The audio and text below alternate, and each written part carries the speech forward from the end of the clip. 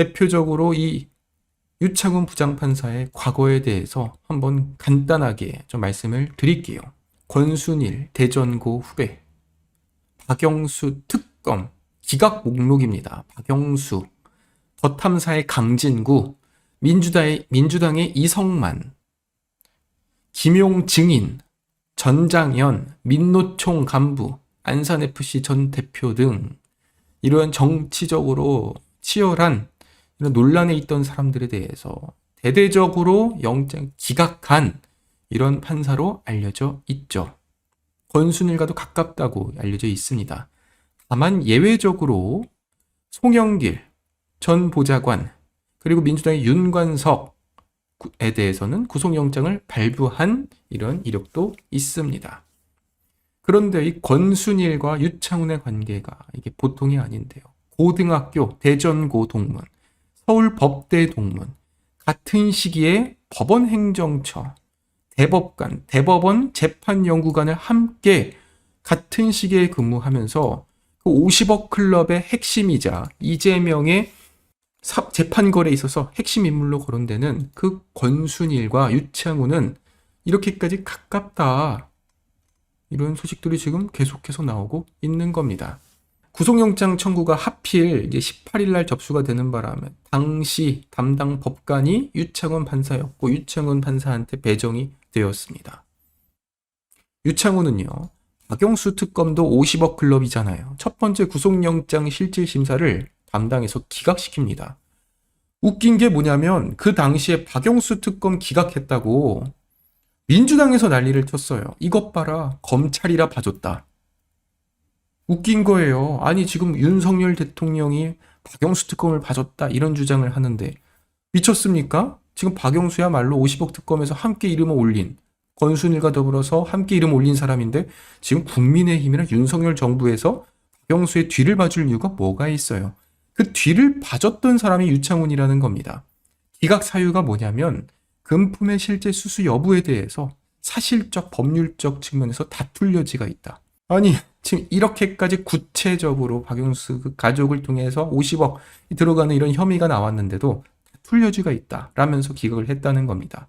그러면은 이재명에 대해서도 똑같은 이유로 기각시키는 거 아니냐 뭐 이런 의혹들이 사고 있는 거죠. 그런데 웃긴 건 뭐냐면요, 박영수가요 한 달 뒤에 다시 구속됩니다. 검찰이 영장 재청구했고 윤재남 영장 전담 부장판사가 증거인멸의 우려가 있다면서 영장을 발부시켰어요. 두 번째로 이 유창훈 판사가 한동훈 장관 주거지 침입한 더 탐사의 강진구에 대해서도 구속영장을 기각합니다. 제가 이 기각한 거에 대해서 기가 막히는 게 뭐냐면 더 탐사가 오늘 라이브를 했는데요. 이렇게 유창훈 판사를 이렇게 평가합니다. 이 강진구가 본인을 기각시켜준 그 판사 어떤 판사냐? 구속영장이 청구가 됐고 그 당시 영장 실질심사를 담당하셨던 분이 이번에 이재명 대표의 영장 실질심사 담당한 유창훈 판사입니다. 그렇죠. 그런데 이제 과거에 이제 어떤 네, 유창훈 부장판사입니다. 하면서 이재명 대표 영장 담당 판사는 외압에 흔들리지 않는 소신 판사라고 평가를 받는다. 이러면서 박영수는 기각하고 송영길은 보좌관은 발부했다. 강진구는 기각했다. 그러니까 때로는 기각시키고 때로는 발부시켜주는 때로는 기각시켜주는 소신 있는 판사다. 이렇게 이거를 방송을 하고 있더라고요. 웃기는 소리죠. 송영길 전 보좌관이 에 대해서 발부를 해줬으니까 뭐 고른 판사냐?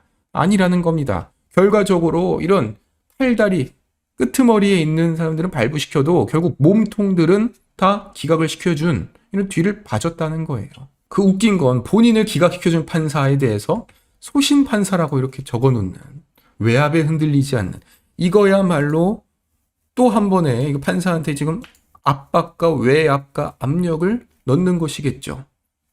결국 중요한 것은 이 유창훈 판사가 항상 이 판결을 할 때 중시하는 요인이 바로 증거인멸 우려입니다. 그러니까 최근 13건 중에서 11건에 대해서 구속을 시켰는데 그 이유가 증거인멸 염려입니다. 정바울에 대해서 구속영장 청구할 때도 증거인멸의 우려가 있다. 송영길, 측근, 강래구, 그리고 박용수에 대해서도 구속영장 발부할 때 증거인멸의 염려가 있다. 다시 말해서 이 증거인멸이라는 건요, 사실 이 강래구나 뭐 박용수, 정바울 이들이 도주의 우려가 있다고 보긴 어렵죠. 왜냐하면은 애초에 이게 다 알려진 인물들이고 다 이 신변이 확보가 된 사람들이니까. 그렇지만 이 도주의 우려보다 증거인멸의 염려, 반대로 기각할 때도 증거인멸의 염려가 없다라는 말을 했기 때문에 이번에 이재명의 이런 영장 발부에 대해서도 증거인멸 염려가 있다. 그래서 구속시켜야 된다. 반대로 증거인멸의 염려가 없다. 뭐 이렇게 지금 이제 결과가 나올 거라는 겁니다. 다만 이 때로는 도망이 나중에 증거인멸로 이렇게 해석하는 뭐 이런 판단도 지금 가능성이 있는데요. 그러니까 이게 도주의 우려와 증거인멸 이거를 별도로 보는 게 아니라 뭐 예를 들어서 이재명은 도주의 우려가 없다. 왜냐? 지금 입원해 있지 않느냐? 그러니까 증거도 인멸하지 않을 것 아니냐라는 식으로 판결이 나올 가능성이 매우 높다는 겁니다. 그러면 시청자분들이 이제 궁금해하실 거예요. 아니 젊은 시각은 왜 이거를 미리 이렇게 분위기를 촉쳐놓냐? 이런 거 굳이 말해서 뭐가 좋냐? 저도 지금 저 덧탐사가 하는 것처럼 저도 일종의 압박과 압력을 넣는 겁니다. 무슨 말이냐? 우리 국민들이 그냥 가만히 있다가 판결 나와가지고 기각, 도주의 우려가 없었고 그러니까 증거인멸 염려도 없다. 뭐 이런 엉터리 판결 나올 거에 대해서 제가 미리 사전에 경고를 하는 것이죠.